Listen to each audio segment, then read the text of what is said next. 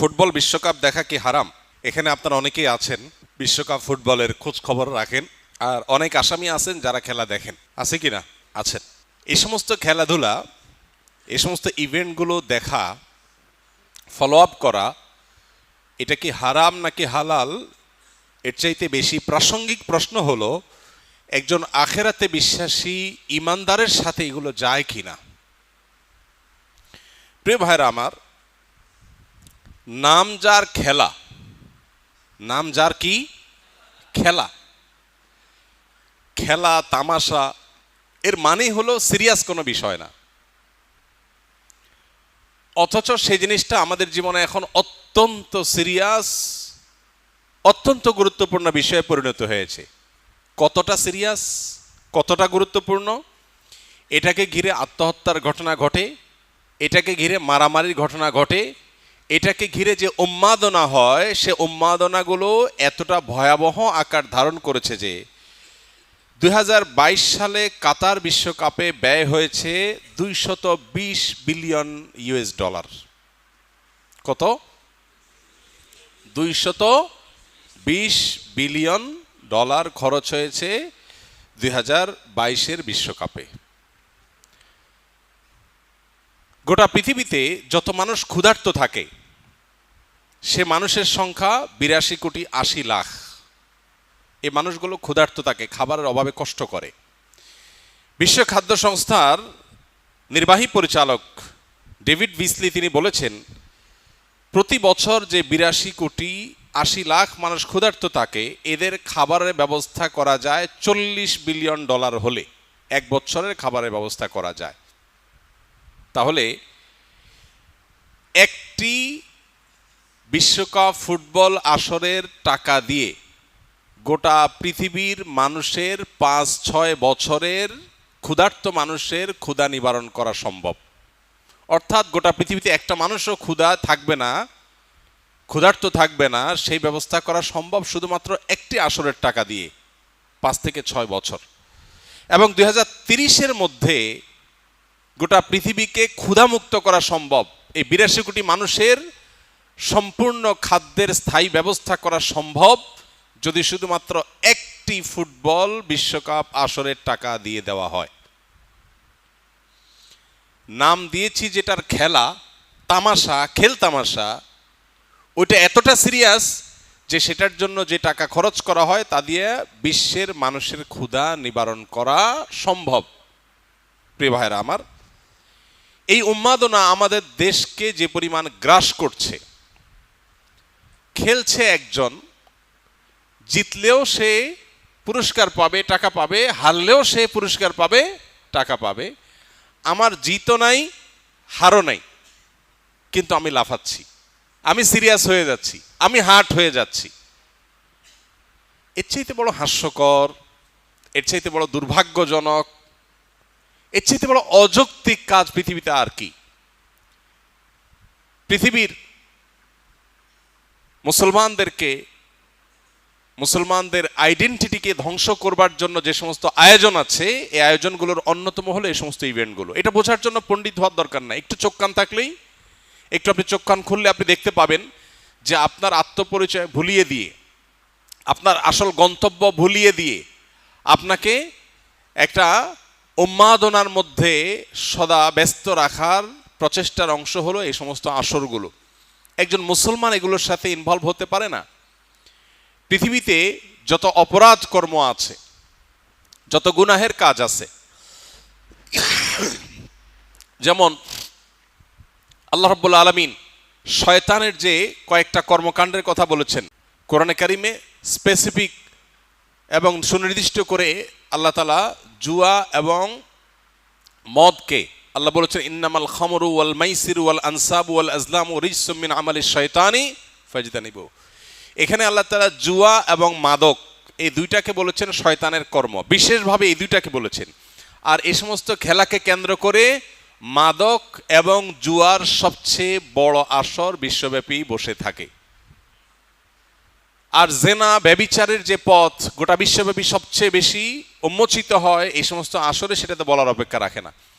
একজন মুসলমান যে আখেরাতে বিশ্বাসী, জান্নাতে বিশ্বাসী, আল্লাহতে বিশ্বাসী, তার বেঁচে থাকার জন্য তো বহু বিনোদনের ব্যবস্থা ইসলাম রেখেছে। দাম্পত্য জীবনের স্বামী স্ত্রীর সুসম্পর্ক, এটা মানুষের বেঁচে থাকার প্রয়োজনে। আল্লাহ বলেছেন লিতাসকুনু ইলাইহা, আদম আলাইহিস সালামের জন্য হাওয়াকে তৈরি করেছেন যাতে করে একে অন্যের মাধ্যমে প্রশান্তি লাভ করতে পারে, ভালো সময় কাটে, মানসিক সুখ হয়। আল্লাহ তাআলা আমাদেরকে যে পরিবার দিয়েছেন, এই পরিবারটা আমাদের কাছে বড় উপভোগ্য। আমাদের মায়ের মমতা আমাদেরকে আনন্দিত করে, পরিতৃপ্ত করে। সন্তানকে আদর করে মা পরিতৃপ্তি পায়, বাবার স্নেহ সন্তানকে আনন্দিত করে, আবার সন্তানের শ্রদ্ধা বাবাকে আনন্দিত করে। ভাই বোনের মধ্যে, পরিবারের মধ্যে সুখের সময় কাটানো মানুষকে আনন্দিত করে। মুসলমানের আনন্দের তো বহু উপলক্ষ আছে। ওদের পরিবার ব্যবস্থাপনা ভেঙে পড়েছে, ওদের পরিবার ধ্বংস হয়ে গেছে, ওদের কারোর সাথে কোনো সম্পর্ক নেই, তাদের স্বামী স্ত্রীর মধ্যে রিলেশন নেই, তাদের সব কিছু প্লাস্টিকের বিষয়, প্লাস্টিকের সম্পর্ক। তাদের জন্য এই সমস্ত আসরগুলো সান্ত্বনার বা মানসিক সুখের কারণ হতে পারে। মাদক আর জুয়ার মধ্যে ডুবে থেকে তারা সাময়িক আনন্দ পাওয়ার চেষ্টা করতে পারে। আপনার জন্য তো এটা মানায় না, মুসলমানের সাথে এটা তো যায় না। আমাদের দেশে যে পরিমাণ জুয়া এর প্রচলন শুরু হয়েছে, প্রতি বছর ফুটবল বিশ্বকাপকে কেন্দ্র করে, ফুটবল ক্রিকেটকে কেন্দ্র করে বড় বড় মনিটরে দেশের প্রত্যন্ত অঞ্চলে খেলা দেখাবার যে ব্যবস্থা হয়, সেখানে রীতিমতো গ্রামের ছেলে মেয়েরা এখন জুয়া এবং বাজি ধরাধরি করছে এবং নিঃস্ব হয়ে যাচ্ছে। গত কয়েক বছর আগে ক্যাসিনো কাণ্ডে বহু কোটিপতি লাখপতি রাস্তার ভিখারি হয়ে গেছে, এটা নিয়ে বহু নিউজ হয়েছে, অনেক রতি মহারতি গ্রেপ্তার হয়েছে, আপনারা জানেন। অথচ অনলাইন জুয়া এটা আজকে পকেটে পকেটে ঢুকায় দেওয়া হচ্ছে। যে জুয়ার বিরুদ্ধে আমাদের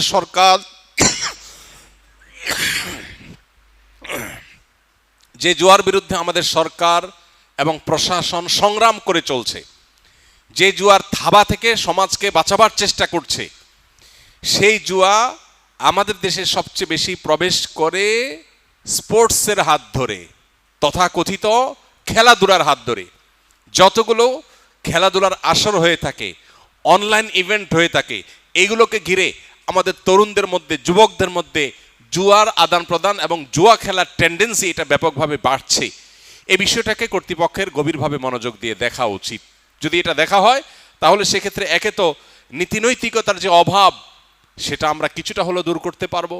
যদি আমরা এই উন্মাদনা থামাতে পারি তাহলে আমাদের তরুণদের মধ্যে যে বকে যাওয়ার প্রবণতা, সেটা কিছুটা হলেও কমানো যাবে। জুয়ার যে প্রবণতা, সেটা কিছুটা হলেও কমানো যাবে। তরুণদের মধ্যে যে উচ্ছৃঙ্খলা, কিশোরদের মধ্যে যে উন্মাদনা, কিশোর গ্যাংয়ের মতো অপরাধ প্রবণতা বাড়ছে, যা খুশি তা করার, হেয়ালিপনা করার প্রবণতা তাদের মধ্যে বাড়ছে, এটা কিছুটা হলেও কমানো যাবে যদি তাদের মধ্যে দ্বীনি চেতনা জাগ্রত করা যায়।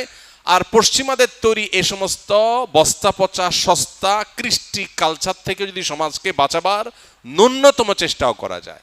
কিন্তু কে শোনে কার কথা? দুর্ভাগ্যজনক বিষয়, অনেক নামাজি কালামী মানুষ এ সমস্ত খেলাধুলার খোঁজ খবর রাখে। ভাইরা আমার, আমরা আসুন তওবা করি, আল্লাহর কাছে জবাবদিহি করতে হবে।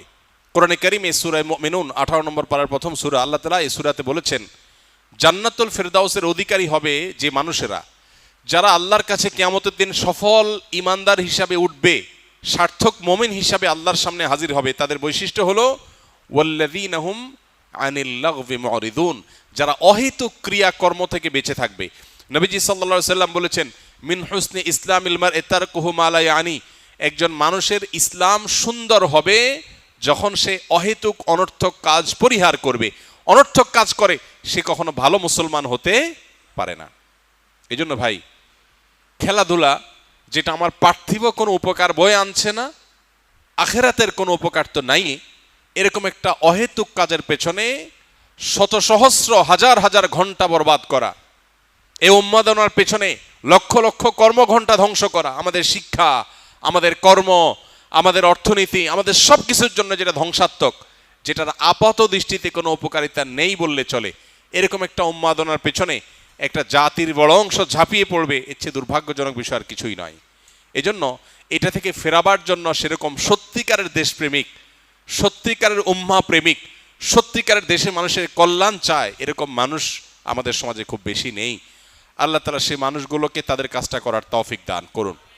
আমরা ইনশাআল্লাহ এই সমস্ত উন্মাদনা এই সমস্ত পাগলামো এগুলো থেকে বেঁচে থাকার চেষ্টা করবো। আল্লাহ আমাদের সবাইকে তৌফিক দান করুন।